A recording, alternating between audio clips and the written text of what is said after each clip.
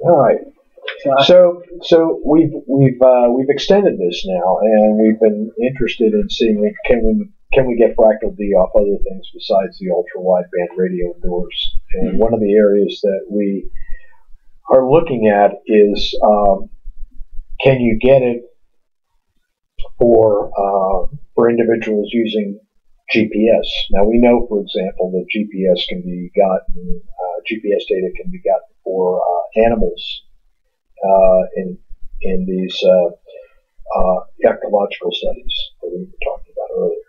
In fact, the GPS data has been analyzed with fractal D in a number of cases to look at how animals use their range and they forage for food or mates. It tends to vary by species and also by time of year, mating habits and so forth. They tend to distribute their range and how they use space quite differently. So we had questions of could you differentiate people and their normal movement patterns based upon fractal D data that you gathered off GPS. And furthermore, if you deal with one of the vulnerable groups in society that we're just now really getting a grasp on, namely persons with traumatic brain injury, especially veterans coming back from the war, to what degree is fractal D a sensitive measure of what's going on in their recovery? And so we've been gathering data from groups of veterans who have been injured as long as 10 years previously, and looking at their symptoms and the degree to which the symptoms co-vary with the fractal D measure. And some of the symptoms that they experience are like headaches, memory problems, dizziness, balance problems, ringing in their ears, sleep problems, irritability problems, etc. And so we've been conducting a study where we've been looking at just normal movement patterns. If you tell them to go out and walk for a half hour, what does their fractal look like compared to 20 veterans who never were injured? And we're finding some very exciting data there, which we're getting ready to submit for publication. That's as much as I can tell you at this point. In your paper, you gave an example about something I found on your website, the 24-year-old brain injury, I think, and tracking them. Yeah. Well, they're younger people. Right. Actually, those individuals, that's a third project that we've got going on. We have a study that we're doing with the VA, where we have a very extensive implementation of this technology. The technology I was telling you about in the assisted living facilities, in each of the ALFs, we have four sensors. In this one polytrauma unit, we have instrumented an entire floor of the VA, and there are 188 sensors, which gives a very high resolution. And effectively, it's the equivalent of placing cameras everywhere. And anyone who has a tag and moves about in there, the system keeps a complete record of everywhere they go. This facility also generates the fractal D measure for the persons as they move around inside the hallways in the facility. But we also get information about how fast they move. So you get speed vector type information. Also, the degree to which they spend time in various locations or in the company of other people. One of the things that we also have in there, which is really a kind of a slick feature, which is being upgraded right now, is the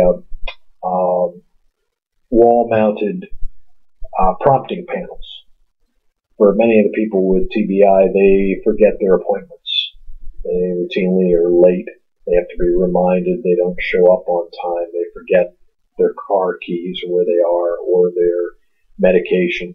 And so for many of them, the information is, generally speaking, is is useful for them to help keep them on task, to help keep them, coming to their appointments on time, taking medications on time.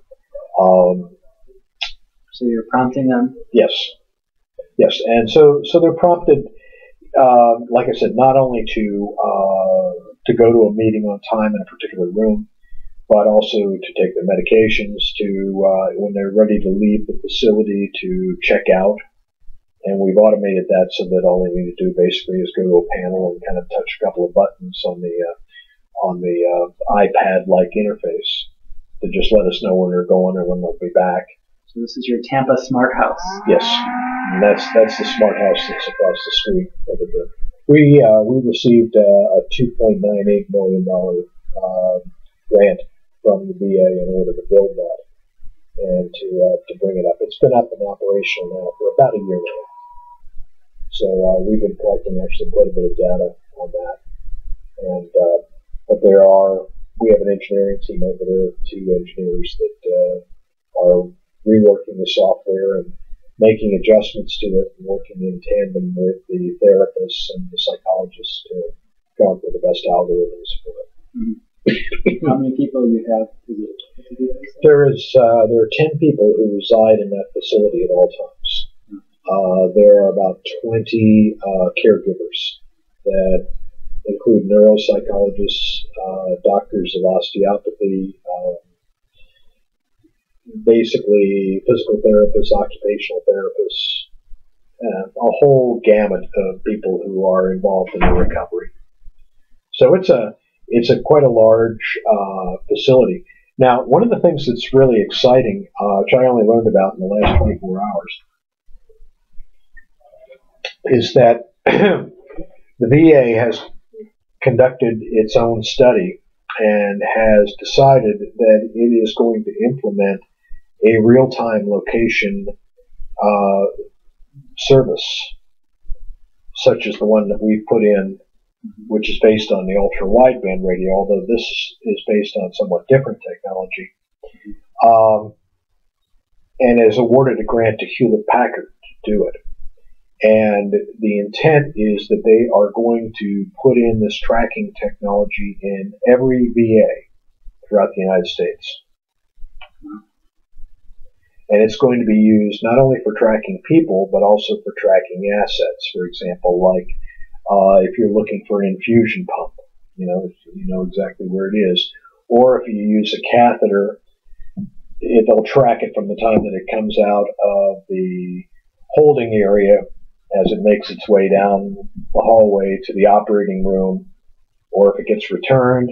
They're going to be using this in a way to discern how effective their patient care is and to improve the efficiency of care. So, when you come in as a patient, you'll probably get some kind of a tag. So when you sit down, it's kind of like waiting for lunch at Chili's, and the thing vibrates and tells you that you're ready.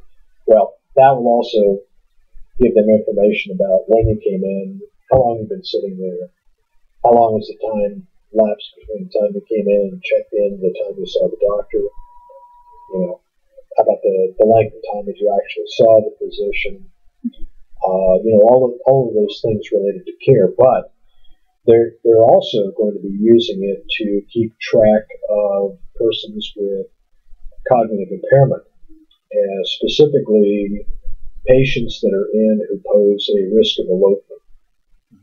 So there is a team over here that I'm going to be working with that's going to be looking at implementing filters, if you will, to the technology to help them keep track of people as they move around within the VA and to make sure that they don't elope and potentially